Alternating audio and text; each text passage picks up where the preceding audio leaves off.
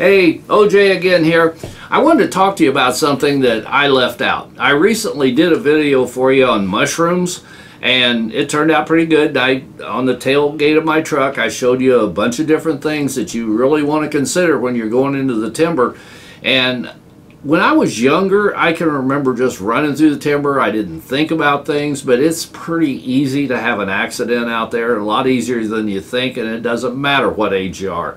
I actually had an occasion here a few years ago where I tripped on a piece of wire that I was walking down a little trail, and it was about 3 inches of snow on the ground, so I didn't even see this piece of wire, but my toe got hooked underneath it, and I ended up going head first down into this ditch. Well, there was a problem. There was a scrap metal pile down, just all kinds of different stuff down in that ditch, and I fell right into it.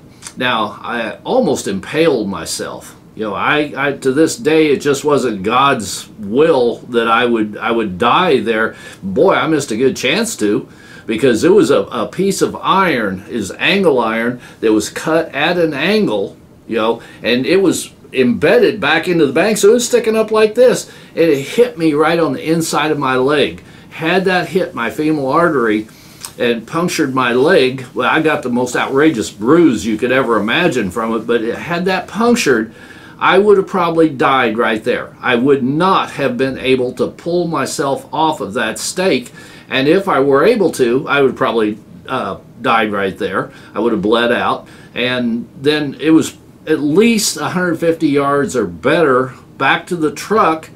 I would have for sure never made it to there, and had I made it to there, it was probably a 45-minute to an hour drive to a hospital, so I absolutely wouldn't have made it that time. What I'm trying to tell you, there are so many things that can go wrong out in the timber. You can trip and fall and injure yourself. It doesn't have to be something that serious. If you just injure a knee or an ankle, getting out of there can be a challenge. Now, if you happen to be in a mountain setting or something, you know, that's a danger as well. Now, what I discussed about the different things to be prepared, I actually I don't know how I did it, but I left a couple out, and they were important enough. That's why we're doing this video today. I want to show you a couple of things that I've got. One thing that you always want to have is a flashlight. Even if it's a small one, just have something that you're going to be able to, get some attention with or something like that if you need help. And then the next thing is you're going to have to be able to stay warm, So what I have here, it's a little canister. It has a rubber seal around it, so it's watertight. And inside, what do we have? We have matches. You have to be able to stay warm out there. So in the event that something goes really wrong and you end up in a situation where you're not going to make it out of there that night, this could absolutely be a lifesaver. Now, those two things are very, very important. I didn't show those to you in another video, but since then I've come up with something else, and I'm going to kind of do a product review on this because I am very impressed with this. This is a Pyro Arc Lighter. I want to show you what we got here.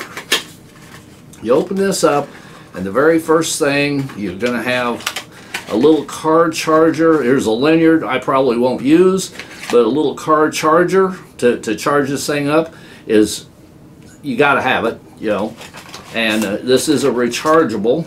They gave me a sticker for my window. Probably, I don't know if I'll use that or not, but here is the little lighter itself, and this is just tiny. I mean, this is a little unit, and the features is a button on the side, and you can see we got a regular light. Then we also, it has a strobe, I believe. Yeah, there we go. Has a strobe light. So something like that, again, an attention getter. I will carry both, but here's a real kicker. On the other end of it, you flip this little piece down, and then the cap will come up. Oh, you got to push on the button here, and it pops the cap up. This is an arc lighter, and I think they said it was like 2,000 degrees. So you push on that button. I don't know if you can see it in the camera, and I'll hold it over here, but it's got 4 little points, and this will light no matter how windy it is, no matter whether it's raining or whatever your situation is. This will light just about anything. I think it's probably a better deal than the traditional matches. I intend to take both with me. Never hurts to be prepared out there. So make sure you've got a lighter of some kind. Make sure you've got something to build a fire with. So my friends, stay safe. This is OJ and out.